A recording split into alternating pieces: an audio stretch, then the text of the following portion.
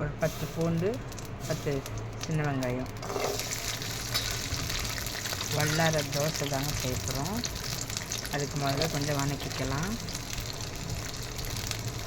ஒரே ஒரு பச்சை மிளகா போடுறேன், கொஞ்சமாக கொத்தமல்லி தழை. இது நல்லா வதக்கிக்கலாங்க. வதக்கிட்டு மிளகு ஜீரகம் ரெண்டும் கலந்து ஒரு ஸ்பூன் போட்டுக்கிறேன். இதில் வல்லார கீரை ஒரு கைப்பிடி நல்லா கொஞ்சம் பத்து வாடை போகிற வரைக்கும் வதக்கிக்கலாம். இந்த வல்லாரக்கீரையில் நிறைய சத்து இருக்குதுங்க. கால்சியம், விட்டமின் எல்லாமே நிறைய நிறைஞ்சிருக்கு. ஞாபக சக்தி ரொம்ப ரொம்ப அதிகமாக இருக்குது. ஏன் வதக்கி அரைக்கிறோன்னா ரொம்ப கொஞ்சம் கசப்பாக இருக்கும். அந்த கசப்பு கொஞ்சம் குறையிறதுக்காக தான் நம்ம இப்படி வதக்கி அரைச்சி அதை மாவில் கலந்து தோசையை ஊற்றி கொடுக்கலாம். அந்த அளவுக்கு உங்களுக்கு கசப்பு தெரியாது. ரொம்ப ரொம்ப ஞாபக சக்தி அதிகரிக்கக்கூடிய கீரை இது வல்லாரக்கீரை. படிக்கிற பிள்ளைங்களுக்கு செஞ்சு கொடுங்க இந்த மாதிரி வாரத்தில் ஒரு 2 தடவை. பாருங்கள், நல்லா வதங்கிருச்சு. வதங்கினதும் அடுப்பு ஆஃப் பண்ணிடலாம். நல்லா கொஞ்சம் ஆற வச்சுக்கோங்க.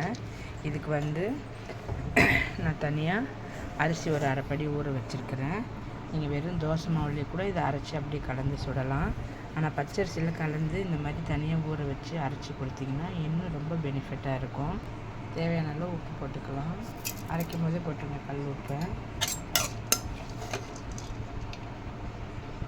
எல்லாம் ஒன்றா சேர்த்து தோசை மாவு பதத்துக்கு அரைச்சிக்கலாம்.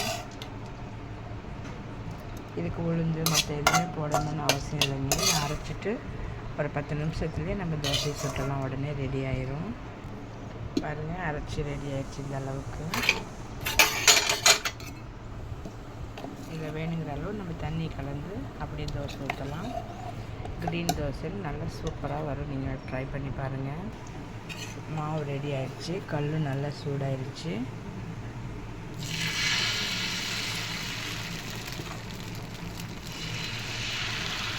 நல்லா மொறுன்னு கிறிஸ்பியாக ஹெல்த்தியாக டேஸ்டியாக இருக்குங்க.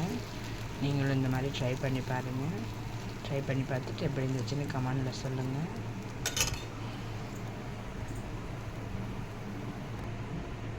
தேவையான அளவு எண்ணெய் விட்டுக்கோங்க.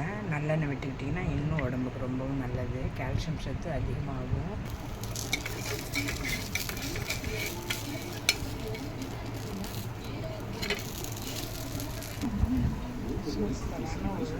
கிரேவி நல்லா மொறுன்னு கிறிஸ்பியாக டேஸ்டியாக